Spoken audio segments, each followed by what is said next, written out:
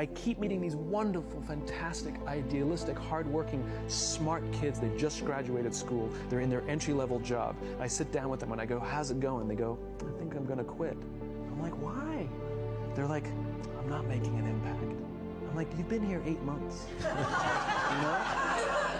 It's as if they're standing at the foot of a mountain and they have this abstract concept called impact that they want to have in the world, which is the summit. What they don't see is the mountain. I don't care if you go up the mountain quickly or slowly, but there's still a mountain. And so what this young generation needs to learn is patience. That some things that really, really matter, like love, or job fulfillment, joy, love of life, self-confidence, a skill set, any of these things, all of these things take time. Do you love your wife? Yes. Prove it. Like, what's the metric? Give me the number that helps me know, right? Because when you met her, you didn't love her. Tell me the day the love happened. It's an impossible question, right? It's not about the events. It's not about intensity. It's about consistency. She didn't fall in love with you because you remembered her birthday and bought her flowers on Valentine's Day. She fell in love with you because when you woke up in the morning, you said good morning to her before you checked your phone.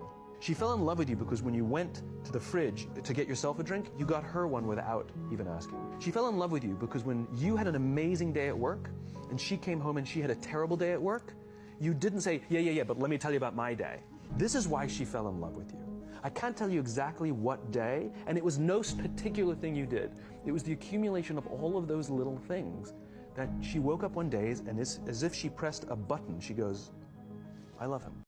When we commit ourselves to some higher purpose, some higher cause, passion is the result. When we work hard for something we don't believe in, it's called stress. When we work hard for something we do believe in, it's called passion. Passion is not the entry point, it's at the exit point.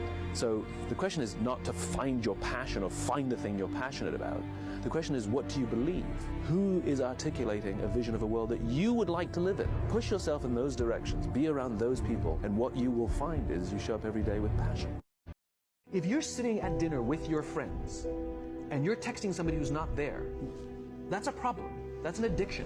If you're sitting in a meeting with people you're supposed to be listening to and speaking, and you put your phone on the table, face up or face down, I don't care, that sends a subconscious message to the room that you're just not that important, right? That's what happens. And the fact that you cannot put it away is because you are addicted, right? If you wake up and you check your phone before you say good morning to your girlfriend, boyfriend, or spouse, you have an addiction. And like all addiction, in time, it'll destroy relationships, it'll cost time, and it'll cost money, and it'll make your life worse. We do not practice empathy. What does empathy look like? Here's the lack of empathy. This is normal in our business world. You walk into someone's office, someone walks into our office and says, your numbers have been down for the 3rd quarter in a row. You have to pick up your numbers, otherwise I can't guarantee what the future will look like. How inspired do you think that person is to come to work the next day? Here's what empathy looks like. You walk into someone's office, someone walks into your office and says, your numbers are down for the 3rd quarter in a row. Are you okay? I'm worried about you. What's going on? We all have performance issues. Maybe someone's kid is sick. Maybe they're having problems in their marriage. Maybe one of their parents is dying. We don't know what's going on in their lives. And of course it will affect performance at work. Empathy is being concerned about the human being, not just their output. And we have to practice empathy. If you trust people, that's an act of courage. If you're not naive, right? If you're naive, it's an act of stupidity. Because you might get bit. And you probably will. And if you're naive and you get bit, you will suffer for it. It'll traumatize you.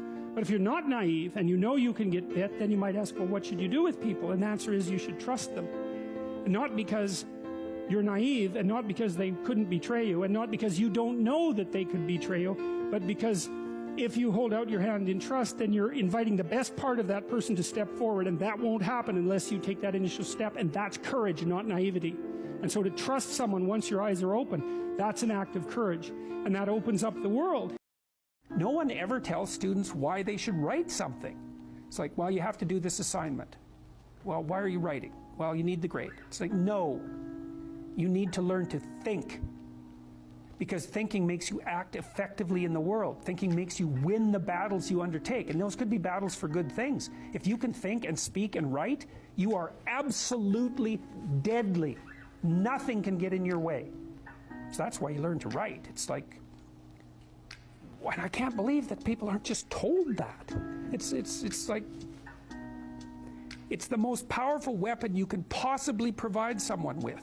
And I mean, I know lots of people who've been staggeringly successful and watched them throughout my life. I mean, those people, you don't want to have an argument with them. They'll just slash you into pieces.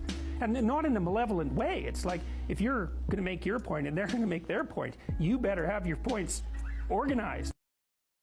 Well, the first thing I think you need to understand is that these people that you're comparing yourself to, you don't really know very well.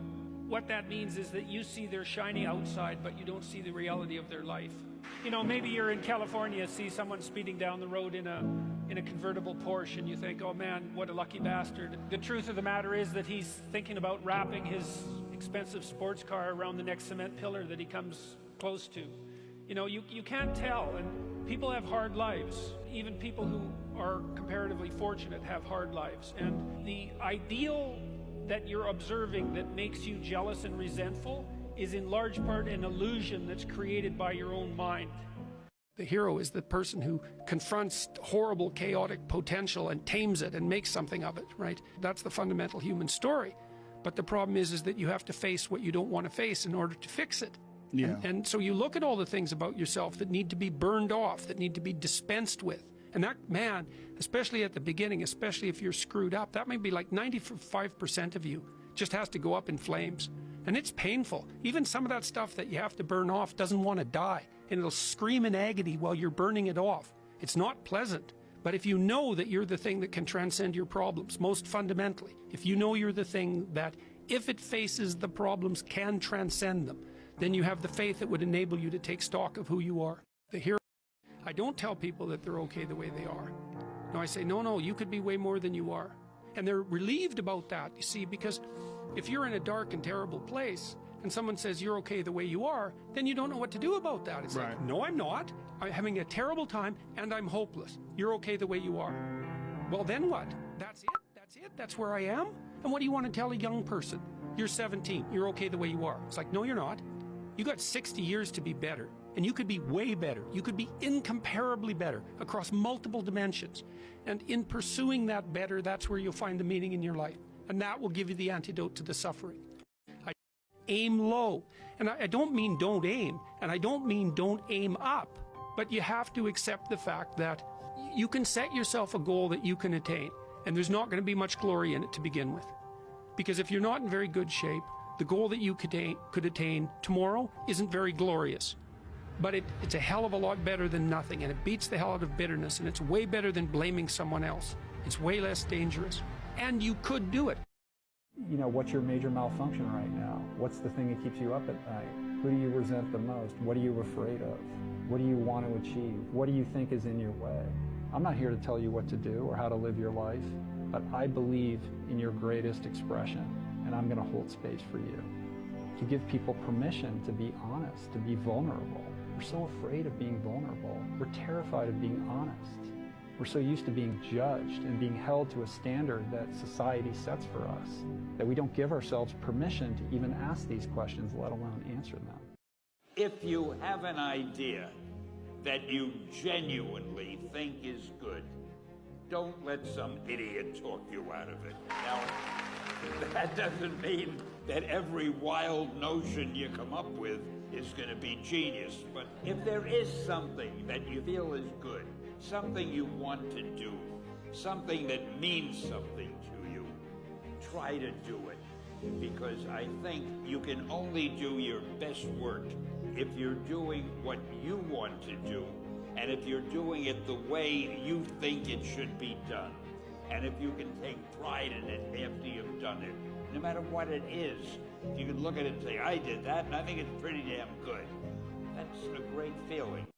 Once you get over the fear of being embarrassed, you know, no one likes to be embarrassed, but once you get over being scared of being embarrassed, it's super liberating. And it allows you to go into lanes that otherwise you wouldn't go into. My parents are both alive. Are your parents alive? Mm-hmm. How old are your parents? 76, 74. And where do they live? Washington, D.C. And how often do you see them? Like twice a year. Okay. So most people be like, okay, you know, I have let's say your parents live till 80, so they have 5 more years, okay? Let's just say, roughly. You would say I have 5 more years of my parents, but I would say no. You have 10 more times with your parents if you see them twice a year.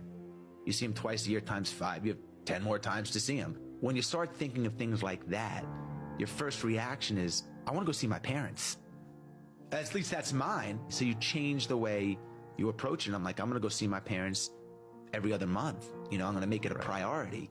We are trapped in insecurity. Like, we're trapped in it. This idea that we see other people above us, but when we look at ourselves, we're beneath, we're lower than. And it's wild because nothing will hold you back more than insecurity. Make no mistake about it, insecurity kills more dreams than failure ever will. You didn't even try. You haven't failed, you're insecure. And you're calling things failure, but in reality, you didn't even get up off the sidelines and attempt to go. It's okay to not be okay. It's just not okay to stay that way. The one thing I know about emotions is that they change. You have a reason to live. Get up. Your future is brighter than your past. Get up. Your ladder is greater than your former. Get up, because the best is still yet to come. Learn to say fuck you to the world every once in a while. You have every right to. Just stop thinking, worrying, looking over your shoulder, wondering, doubting, fearing, hurting, hoping for some easy way out, struggling, grasping, confusing, itching, scratching, mumbling, bumbling, grumbling, humbling, stumbling, numbling, rambling, gambling, tumbling, scumbling, scrambling, hitching, hatching, bitching, moaning, groaning, honing, boning, horse-shitting, hair-splitting, nitpicking, piss-trickling, nose-sticking, ass-gouging, eyeball-poking, finger-pointing, alleyway sneaking, long-waiting, small-stepping, evil-eyeing, back-scratching, searching, perching, besmirching, grinding away at yourself. Stop it and just do! Did school fail you or you failed school? School failed me. School's failing entrepreneurs every single day.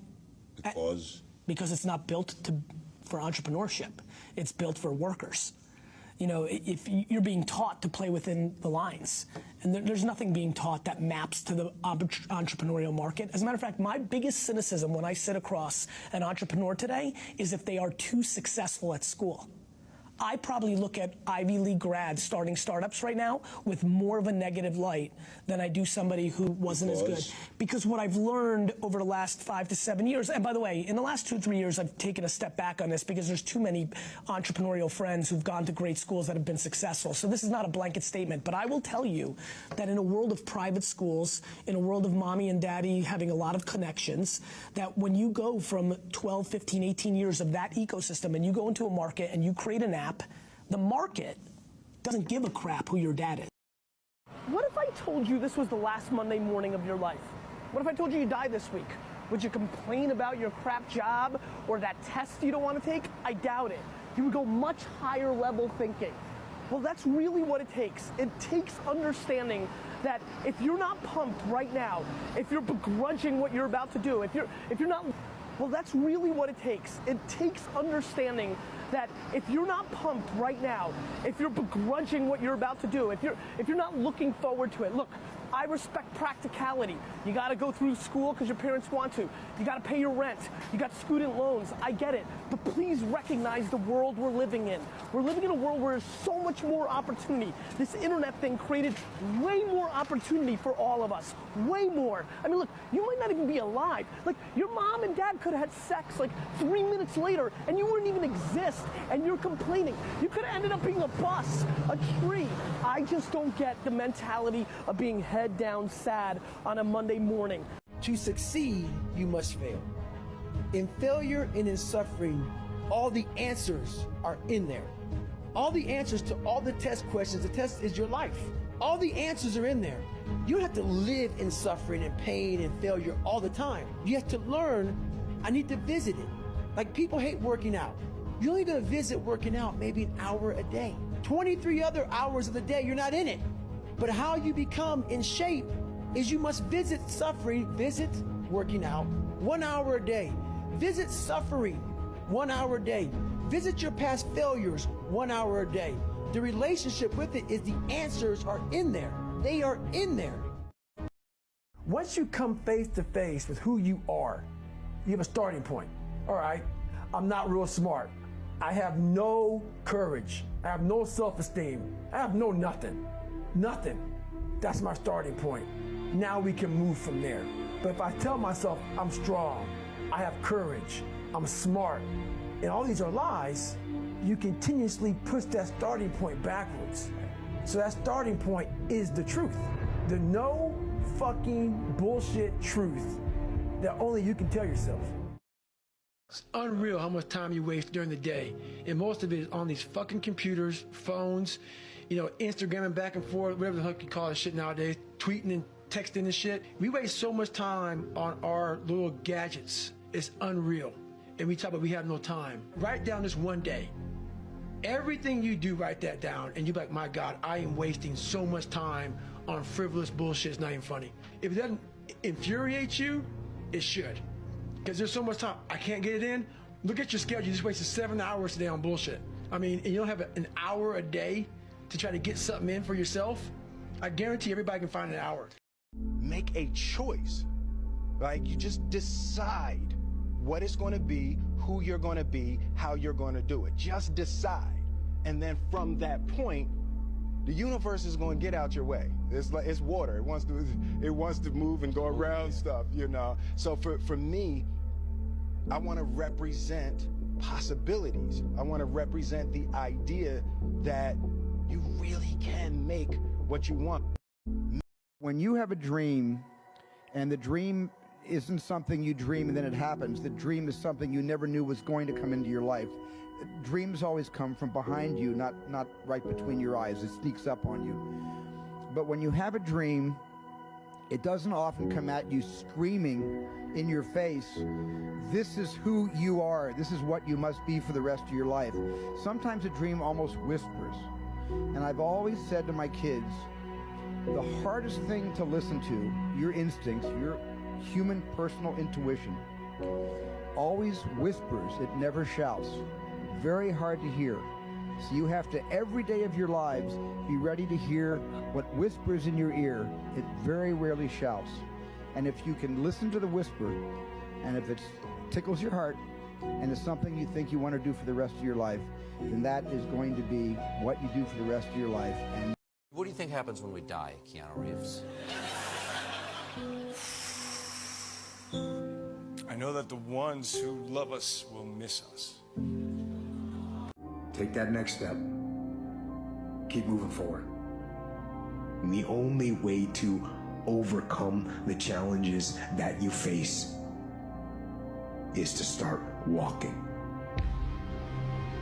Every day, get up, take that step, and start walking. Even in the darkest times, even in the strongest storms, even when the sun is blotted out and the world is falling apart, the darkness cannot extinguish your light. You, your will, your determination, no matter what is happening, no matter how hard the fight is, as long as you keep fighting, you win.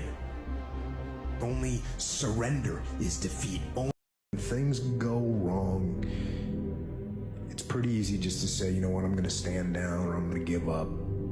And you can do that. But I think no. I think keep fighting. And you keep fighting, and you keep fighting, and you keep fighting no matter what. And you never quit.